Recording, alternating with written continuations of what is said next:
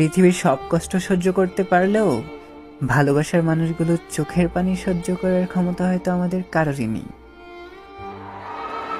এটা ছিল August D ট্যুরের শেষ দিন।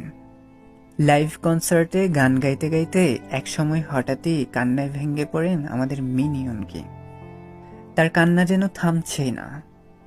একটা সময় কান্না করতে করতে সে স্টেজে শুয়ে পড়ে। আমরা সবাই হয়তো জানি তার শৈশব আর কৈশোরের অনেকটা সময় বিষাদময় কেটেছে। না ছিল তার বাবার সাপোর্ট, না ছিল বাসের টিকিট কেনার টাকা, কখনো ছিল না তার কাছে খাবার খাওয়ার পয়সা। বুক ভরা কষ্ট আর আকাশচুম্বী স্বপ্ন নিয়ে গুটি গুটি পায়ে এগিয়ে আজ এত দূর তিনি।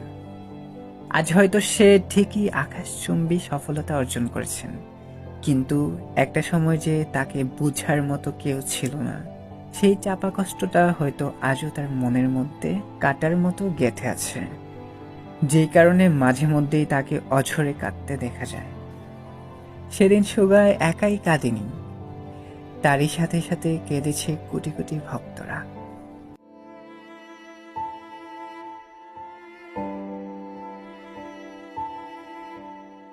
জীবনে বড় হওয়ার জন্য বাবা মায়ের সাপোর্টটা খুবই জরুরি। যখন সেই বাবা মাই ভুল বুঝে, তখন যেন অর্ধেকটা স্বপ্নই ভেঙে চুরমার হয়ে যায়, যেমনটা হয়েছিল জেহুপের সাথে।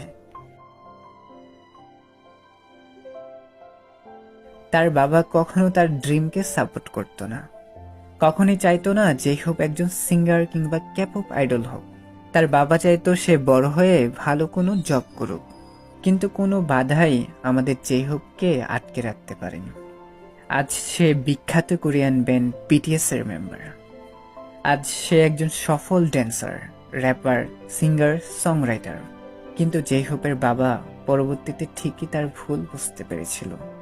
তার 21তম বার্থডের দিন জেহুপের বাবা সেদিন তার সব ভুল বুঝতে পারে, আর জেহুপকে ভিডিও কনফারেন্সের মাধ্যমে জন্মদিনের শুভেচ্ছা জানায়। আর সেই মুহূর্তে জেহুপ নিজেকে আর সামলে রাখতে পারেনি, ছোট্ট বাচ্চার মতো হাউমাউ করে কেঁদে ফেলেছে সে। সব থেকে চুপচাপ ছেলেটা যখন অতীতের কিছু কথা মনে করে অজান্তেই কান্না করে ফেলে। ছোট্টবেলায় যখন জিনের মা তাকে পাশের বাড়ির আন্টির ছেলে মেয়েদেরকে দেখিয়ে কথা শুনিয়ে শুনিয়ে বলতো, দেখ তুই ওর মতো হতে পারিস না, ওরা কত ভালো, ঠিক মতো পড়াশোনা করে, মায়ের কথা শোনে, আর তোকে নিয়ে আমি পারলাম না। ছোট্ট